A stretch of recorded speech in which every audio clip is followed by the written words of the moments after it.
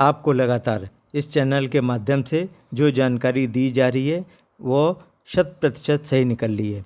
पहले आपको ईपीएफओ की इमरजेंसी मीटिंग की सूचना दी गई, फिर वित्त मंत्रालय में मीटिंग के बाद वित्त मंत्री के साथ मीटिंग तय होने की जानकारी दी गई, वह भी आज सही साबित हुई। एनएसी के नेता आज वित्त मंत्री निर्मला सीतारमण से मिले। उनके साथ वार्ता में क्या क्या हुआ इसकी पूरी जानकारी इस वीडियो में है।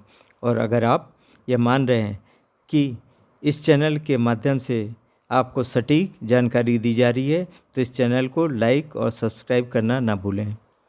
वित्त मंत्रालय में 28 तारीख को एडिशनल सेक्रेटरी एक्सपेंडिचर परमा सेन से मीटिंग के बाद यह एहसास हो गया था कि अब वित्त मंत्री से मुलाकात होना आसान है, और 29 तारीख को वित्त मंत्रालय से संदेशा मिल भी गया कि 30 तारीख को वित्त मंत्री से बैठक निर्धारित कर दी गई है। इसीलिए एनएसी की टीम हरियाणा के यमुनानगर से विशाल मीटिंग संपन्न कराकर रात में ही दिल्ली पहुंच गई थी। 30 अगस्त को NAC chief commander Ashok Raut अपनी टीम के साथ, जिसमें राष्ट्रीय महासचिव वीरेंद्र सिंह राजावत, राष्ट्रीय सचिव रमेश बहुगुणा, राष्ट्रीय सलाहकार पीएन पाटिल, राष्ट्रीय कोषाध्यक्ष बीएस नारखेड़े, महिला फ्रंट की राष्ट्रीय अध्यक्षा शोभाताई आरस और राष्ट्रीय सचिव सरताताई नारखेड़े शामिल थे, को लेकर वित्त मंत्रालय पहुंचे। प्रधानमंत्री के निर्देश पर वित्त मंत्री के साथ एनएसी की मीटिंग 5 अगस्त 2021 को भी हुई थी, जिसमें पीएमओ के राज्य मंत्री जितेंद्र सिंह और हेमा मालिनी जी भी उपस्थित थीं, जिसमें ईपीएफओ को प्रस्ताव बनाने को कहा गया था, पर ईपीएफओ ने फंड का रोना रोककर मसला टाल दिया था। उस समय मोदी सरकार ओवर कॉन्फिडेंट में थी, इसलिए पेंशनरों की कोई सुनवाई नहीं हुई। अब वास्तविकता का एहसास हो रहा है तो हर मसले पर ध्यान दिया जाने लगा है। खैर, वित्त मंत्री के साथ बैठक में कमांडर साहब ने जब ईपीएस 95 पेंशन के बारे में बताना शुरू किया तो निर्मला सीतारमण जी ने कहा कि मुझे इसकी जानकारी है। फिर भी कमांडर साहब ने आज के हालात बताते हुए कई सुझाव दिए। उन्होंने बताया, हमारे प्रस्ताव ईपीएफओ के पास हैं, उन पर 2-3 दिन पूर्व भी चर्चा हुई। नए सीपीएफसी रमेश कृष्णमूर्ति जी को भी इस स्थिति की जानकारी देकर अवगत करा दिया गया है। वित्त मंत्री ने बताया कि हमारी जानकारी में वित्त सचिव टीवी सोमनाथन जी ने ईपीएफओ को कई निर्देश दिए थे। ईपीएफओ अपने फंड में से कुछ देने की बात न करके सीधे सरकार पर दायित्व डालता है, इसीलिए प्रस्ताव अटक जाते हैं।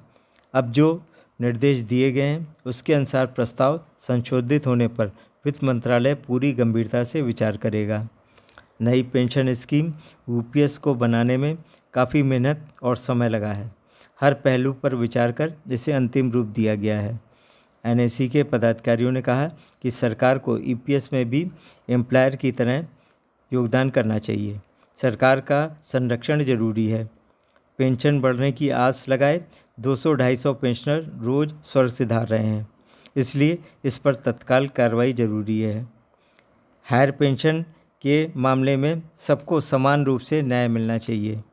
वित्त मंत्री ने कहा कि ईपीएफओ का जो प्रस्ताव होगा उसका विश्लेषण जरूर होगा, पर हम आश्वासन देते हैं कि वित्त मंत्रालय से कोई बाधा नहीं आएगी।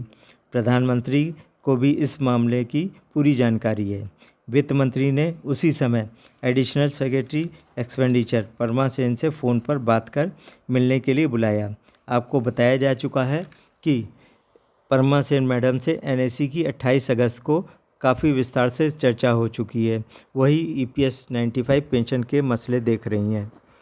वार्ता के दौरान महिला फ्रंट की राष्ट्रीय अध्यक्षा शोभाताई आरस ने वित्त मंत्री को बताया कि महाराष्ट्र के बुल्डाना में पिछले 2076 दिनों से लगातार क्रमिक अनशन चल रहा है, जिसमें स्थानीय एवं देश के कोने कोने से वृद्ध पेंशनर आकर अनशन करते हैं।